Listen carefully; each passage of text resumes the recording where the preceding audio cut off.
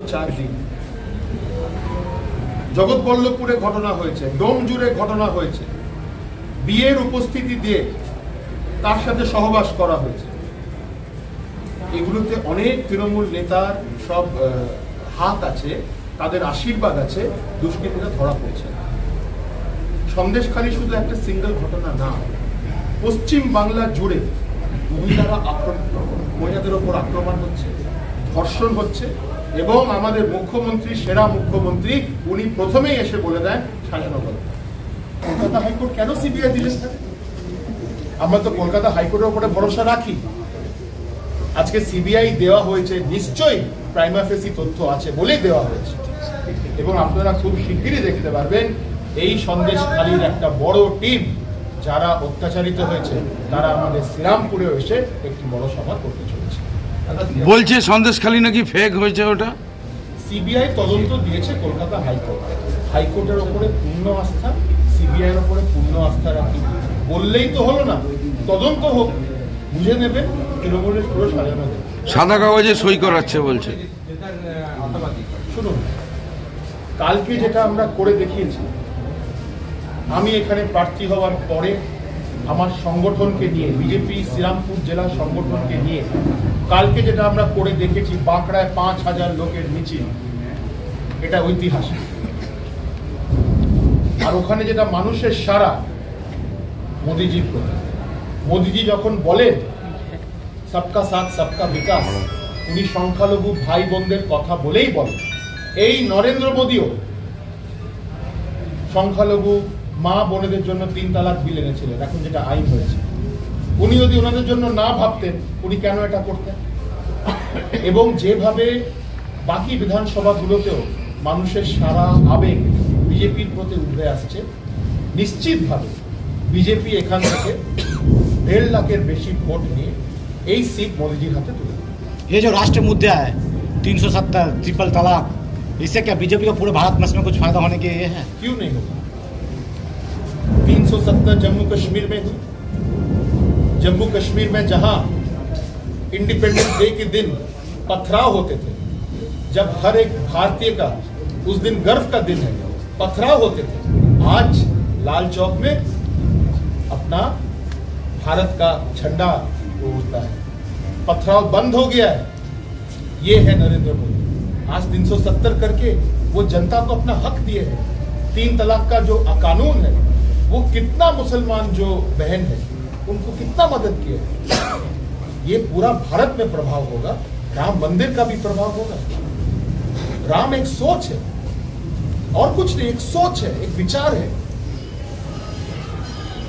तो इसीलिए मैं कह रहा हूं, मोदी जी का जो विकास का काम है पूरा भारत में श्रीरामपुर लेके इसका प्रभाव। হুগলি শিল্পাঞ্চল নিয়ে আপনার কি ভাবনা চিন্তা? প্রচুর শিল্পাঞ্চল বন্ধ, শ্রীরামপুরে প্রচুর জিটমূল বন্ধ, কলকারখানা বন্ধ। আমি আমার সংকল্পপত্র দিয়েছি এবং মানুষকেও বলছি, মানুষ এখানে আশীর্বাদ করুন।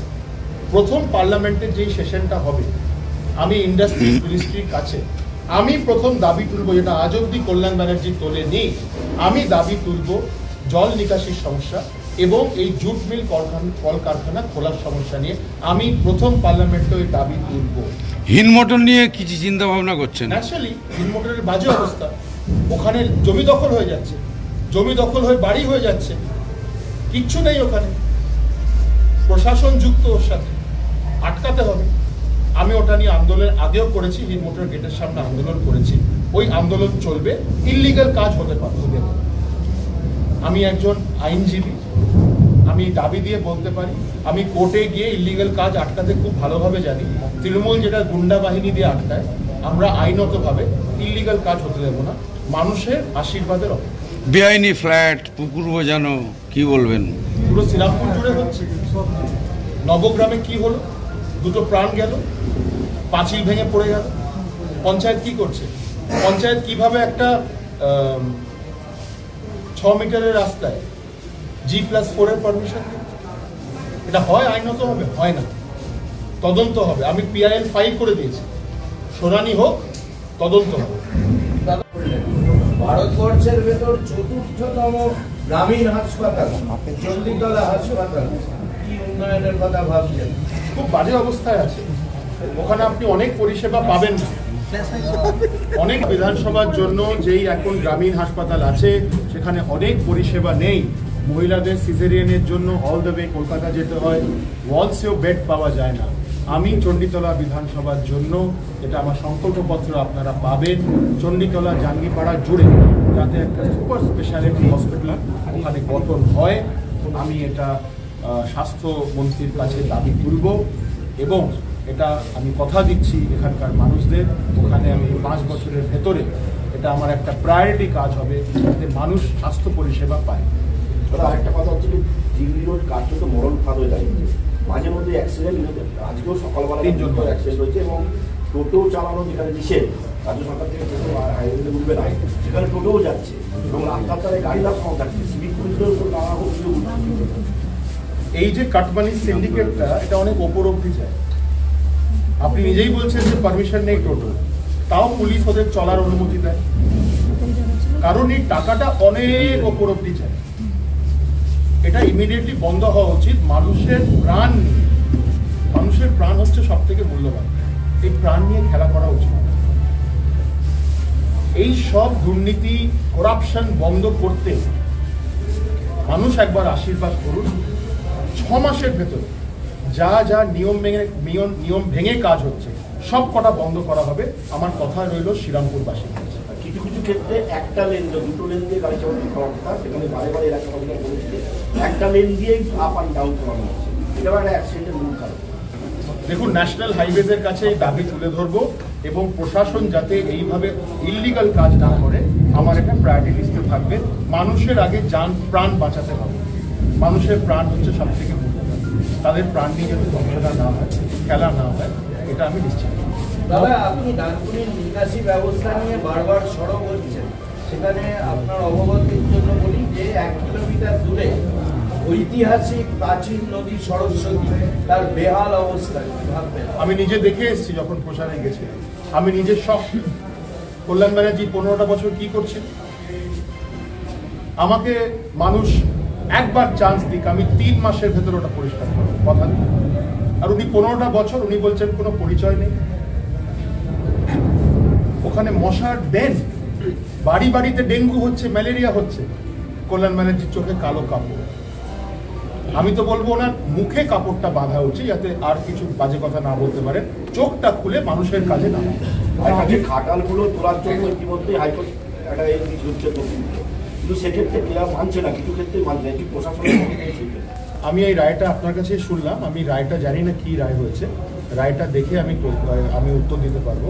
কিন্তু প্রশাসন, যেটা বললাম, প্রশাসন অনেক জায়গায় তৃণমূলের সাপোর্টের জন্য তারা মিলে যায়, ঠিকভাবে কাজ করে না। কিন্তু রায় এক্স্যাক্টলি কি হয়েছে ওটা দেখিয়ে দেবো। দাদা, চাপদানিতে এখন কলের মধ্যে প্রচার করতে উনি গান গাইছেন, বিশাল ওভারকাম। একটু শর্ট একটু শর্ট পিছনে আর একটু কি বলবেন? এই একটু হাসলাম, এতক্ষণ ধরে প্রেস কনফারেন্স করছে, আপনার কথাটা শুনলে একটু হাসা শুরু গান করছে, নাচ করছে, নাচ তো আগেই দেখেছেন, অনেকবার নাচ দেখেছেন, গানও শুনলেন।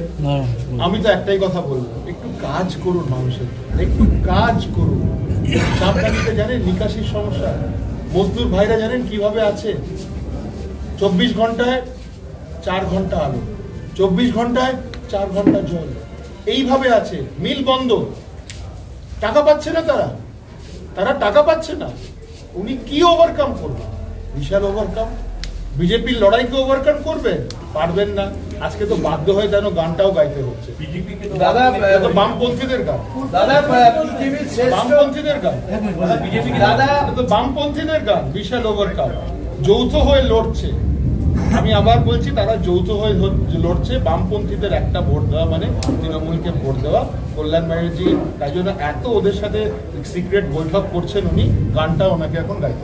ঘুরে বেড়াবেন, ফুরফুরা শরীফ নিয়ে কি চিন্তা ভাবনা করছেন? ফুরফুরা শরীফে এখন রেল লাইন, মমতা বন্দ্যোপাধ্যায় যখন রেলমন্ত্রী ছিলেন এনডিএ সরকারে, উনি দাবি করেছিলেন রেল লাইনে। মুখ্যমন্ত্রী হয়ে উনি জমি দিলেন। যেই দাবিতে উনি মুখ্যমন্ত্রী হলেন, যেই দাবি করে উনি মুখ্যমন্ত্রী হলেন, মুখ্যমন্ত্রী হওয়ার পরে উনি জমি দিলেন না। আমার সংকল্প পত্রে আছে, প্রথমেই আছে, আপনি দেখবেন প্রথমে একদম প্রথম পয়েন্টটাই আছে আমার সংকল্পপত্রে, এই দাবি আমি পূর্ণভাবে আমি রেল মন্ত্রকে এবং নরেন্দ্র মোদীজির কাছে তুলে ধরবো এবং যাতে এটা তাড়াতাড়ি এখানে সফল হয় এটা আমি চেষ্টা করব। দাদা, উত্তরপাড়া স্টেশনে দীর্ঘদিনের দাবি সাবওয়ে, এই ব্যাপারটা কি বলবেন? আমার এখানে আছে, আমার সংকল্পপত্রে আছে। মানুষের, আমি আবার বলেছি, আমি সাপ্তাহিকভাবে জনসভার মাধ্যমে জনতা দরবার তার মাধ্যমে মানুষের মতামত দিয়ে আমি কাজে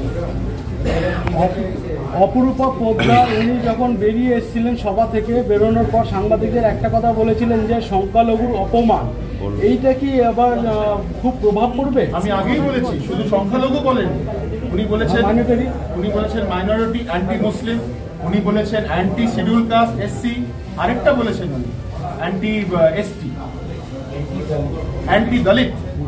তাহলে ভেবে দেখুন, আজকে নিজের দলই লোক বলছে যে কল্যাণ ব্যানার্জি অ্যান্টি মুসলিম। সংখ্যালঘু ভাইদের বোঝা উচিত যে এই লোকটা কারণ না, এই দলটা কারণ।